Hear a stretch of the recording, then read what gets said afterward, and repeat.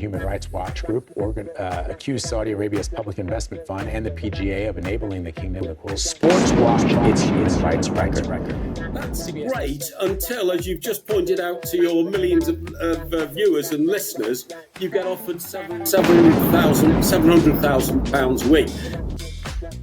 Well, I would say there's two things that we should be thinking about even during the tournament, and that is what you mentioned at the outset, that sportswashing.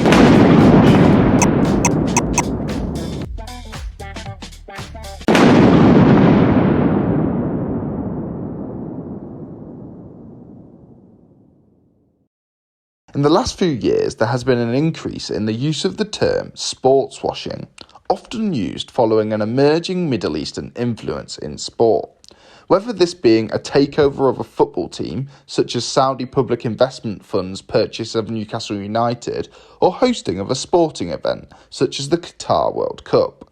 But how successful actually is this practice at projecting away from the often terrible human rights records of the countries that employ this tactic? The earliest example of sportswashing is the hosting of the 1936 Summer and Winter Olympics in Nazi-controlled Germany. The Games were awarded before Hitler took to power, leading to doubts about whether the Nazis would actually want to host. However, the infamous propaganda minister, Joseph Goebbels, recognised the benefits of being able to promote the Aryan race in a sporting context, and thus insisted the Games go ahead. The torch relay that precedes the Olympics was invented by Nazi Germany to try and demonstrate their strength. Carried from Athens, the torch followed a route that ran through 7 countries that later fell under Nazi occupation. A map detailing the journey also showed Czechoslovakia as part of Germany, all part of the plan to familiarise the world with the upcoming German Empire, not that they were aware at the time, however. 3 years prior, the best German high jumper, Margaret Lambert, was banned from her sports club for being Jewish. Treatment like this was widespread and well publicised. A 1933 New York Times headline read, "1936 Olympics may be cancelled due to Germany's campaign against the Jews." A US boycott was mooted, but failed to materialise due to high levels of anti-Semitism in American society too. Politicians and businessmen were also shown a sanitised version of Germany during visits. During the Games, German winners Nazi saluted on podiums, and the swastika was plastered throughout the Olympic Stadium and on the streets of Berlin. However, African Americans were welcomed with warm hospitality, and this helped Germany come out of the Games seeming more humane, helping to enhance the German reputation. How decisive this was in Europe allowing the worst mass genocide in history is not clear. Was Neville Chamberlain's appeasement policy a result of complacency caused by the altered image of Germany following hosting the Olympics? Most likely not, and only he could answer that, but it is undeniable the Berlin Olympics was the first successful sportswashing campaign, and possibly had some impact on future events.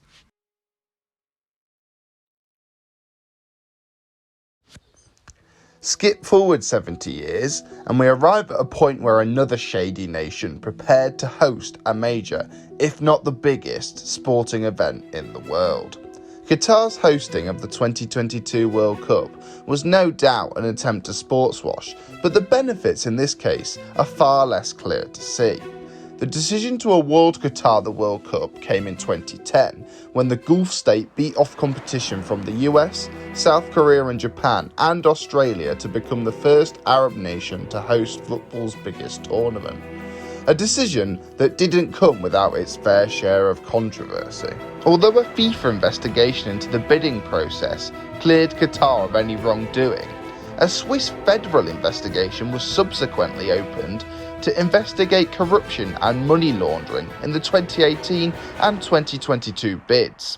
In the same year, now disgraced FIFA president Sepp Blatter suggested Qatar had cheated in order to host. This is all before we get to the maltreatment of migrants from the Indian subcontinent, who were encouraged to migrate to help construct the World Cup stadia.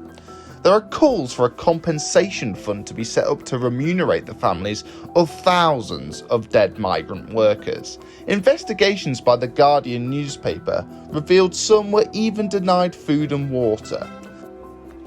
From a climate change perspective, the Qatar World Cup produced 5 times more emissions than any other World Cup in history. No small amount of this can be attributed to the massive cooling requirements to schedule a World Cup in the country with the 4th hottest average temperature and the 4th least precipitation on Earth. A fact that was already mitigated slightly by holding the first ever Winter World Cup. A problem in itself, as the risk to injury to players increased. In a January 2023 FIFA Pro survey, 54% of players have been injured or felt the likelihood of being injured during the remainder of the season had increased due to the World Cup. Furthermore, 44% of those surveyed reported extremely high levels of mental and emotional fatigue. I started writing this script pre-World Cup, and at this point I would have wrote off the sportswashing attempt as a complete failure.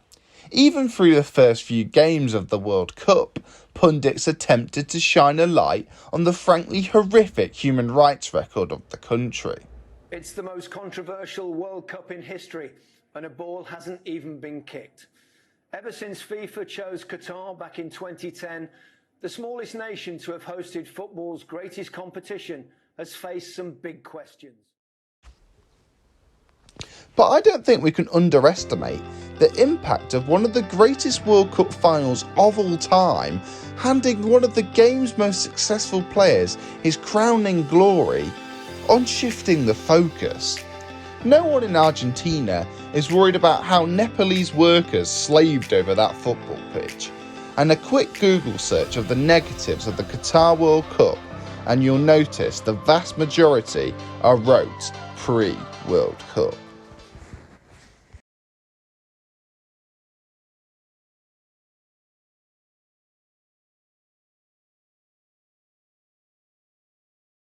Azerbaijan has one of the worst human rights records in Europe.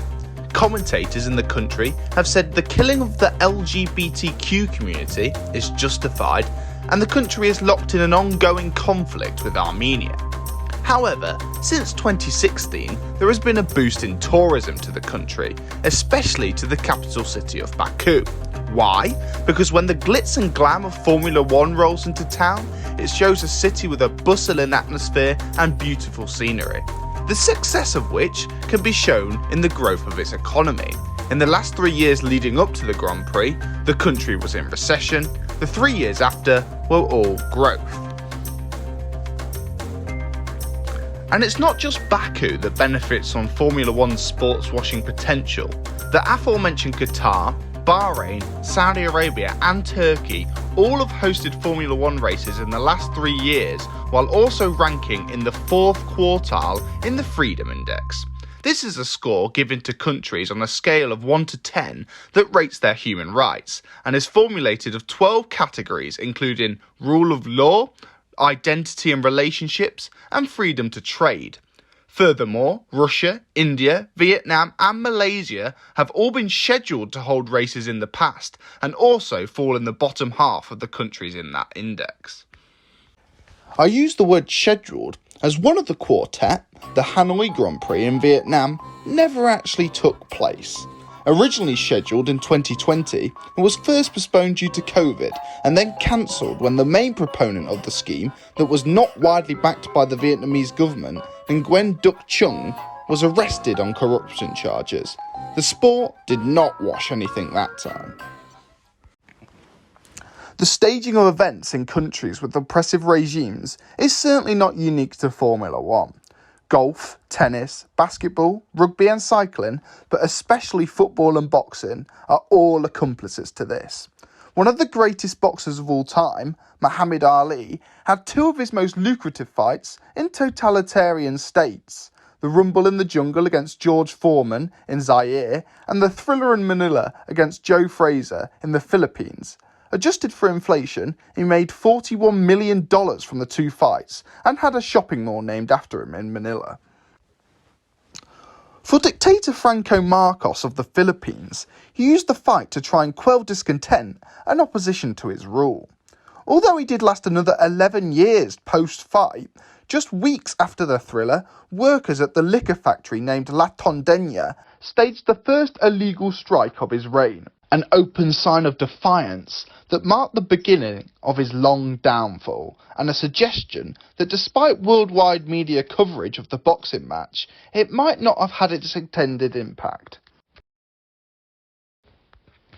And then there is football, completely in a league of its own in terms of sports washing potential, but that's the baggage that comes with being far and away the globe's most popular sport. The elephant in the room is Saudi Arabia's mind-boggling investment into its domestic league.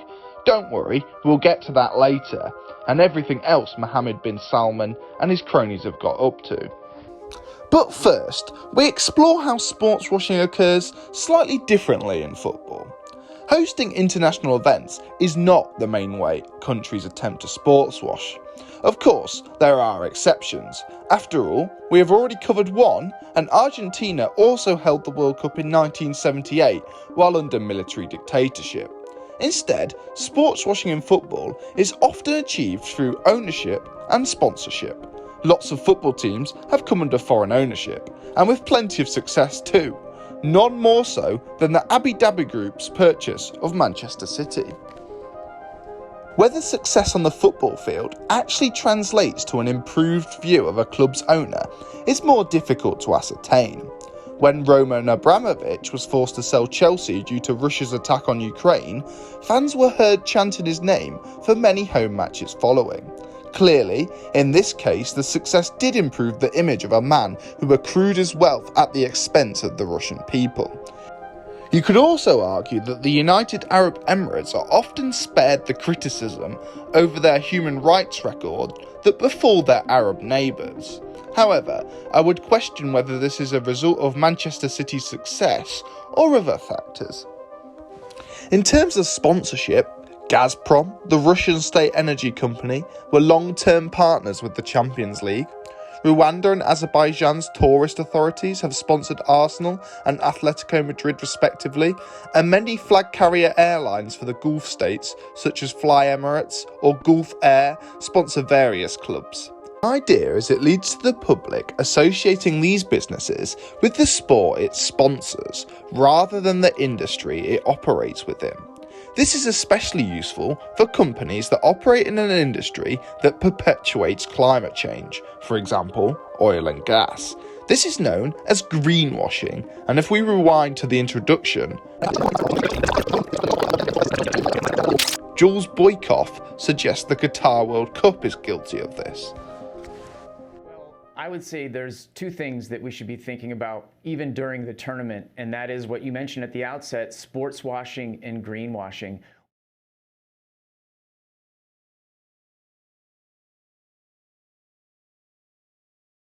And then there is Saudi Arabia, who are currently employing pretty much all of the techniques and examples we have discussed to change the perception of a country that is one of the only 3 places on earth that still carries out public executions, alongside Iran and North Korea, esteemed company. Here is a long, but certainly not exhaustive list of the efforts the Saudi government under the guise of the PIF have gone to sports wash. Being a member of a consortium alongside Amanda Staveley to purchase Newcastle United Football Club, Anthony Joshua's heavyweight fights against Anthony Ruiz and Alexander Usyk in Jeddah and Diriyah, the Formula 1 and Formula E races held in the same 2 places. The state-owned oil company Aramco is also a major sponsor of Formula 1. A deal signed in 2018 to host WWE events.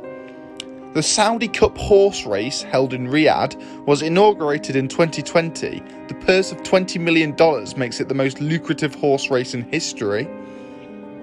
The launching of the Live Golf Tour, in which they offered hundreds of millions of pounds to the world's best players, including close to £1 billion to Tiger Woods, which was subsequently turned down, in order to rival the PGA.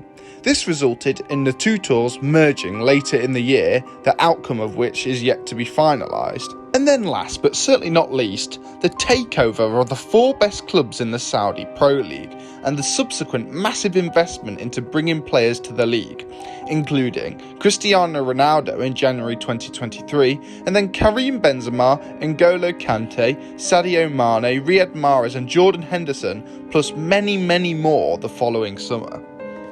Now on paper this would seem extremely successful, but there are more than a few caveats to this programme.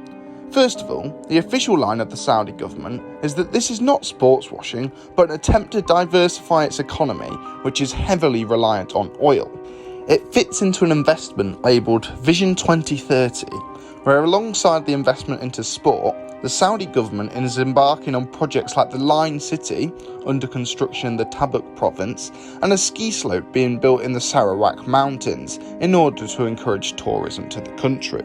Number 2, it's not yet clear how successful the biggest investments in golf and football will turn out. Despite merging with the PGA, no doubt a massive victory for the PIF, the Live Golf League is still broadcast on YouTube for free, with no major commercial broadcasting agreement being made thus far. When Ronaldo joined the Saudi Pro League, there was over a 100% increase in the amount of countries with broadcasting rights for the league. So a similar impact should be observed at the start of the 2023-24 season, where the quality of the league has astronomically increased. But most importantly, the activity has shone a greater light on the human rights abuses of Saudi Arabia, rather than detract from it. Jordan Henderson was heavily criticised for his move to the kingdom due to the clash between his previous support of the LGBTQ community and its illegality in Saudi Arabia. It was also noted in his announcement video for Al Ettifaq, the rainbow armband he has worn as a captain of Liverpool was shown in black and white. Furthermore, there was outrage at the PGA Tour's merger with Liv due to Saudi involvement in 9/11 and the murder of journalist Jamal Khashoggi. And the human rights issues were also once again highlighted before the Saudi Grand Prix, with the 7-time world champion Sir Lewis Hamilton being a major vocal opponent.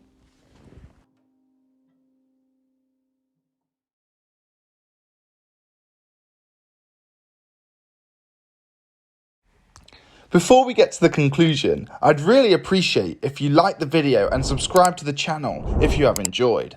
It has taken me a long time to make, and any positive feedback would be great. As you've probably noticed, I've ranked how successful each sports washing attempt I've covered has been. This is just my opinion, not at all objective, and doesn't have a huge amount of depth, being just 0 to 5 stars. However, if you've made it this far, you're probably somewhat interested in my opinion. The average ranking is 3, and therefore from the small sample we've analysed, the impact is questionable. This is not surprising because the success of sports washing depends on how well it is implemented. A tactile and not brash application tends to work best, the Baku Grand Prix being a prime example. Higher profile programmes draw more attention to the issues the country is trying to hide in the first place, and that's why it remains unclear whether one of the biggest operations of all time by the Saudi government, who have already spent in excess of $6 billion, will be successful. But I'll leave you with this slightly different outlook. Here is the Wikipedia article on sports washing and the list of events that do so.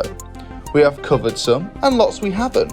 But has anyone ever heard of the Vuelta a Venezuela, an annual cycling tour that happens in the South American country, but has only been won twice in the last 60 years by men not born in Venezuela or Colombia? It's on the list.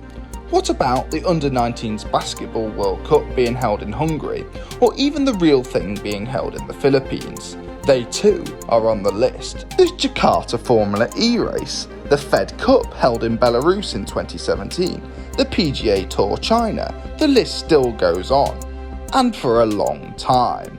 Therefore, pose this question. Are these events actually changing the image of a country, or by accusing every country that tries to hold a major sporting event of sports washing, are we gatekeeping elite sports from the developing world?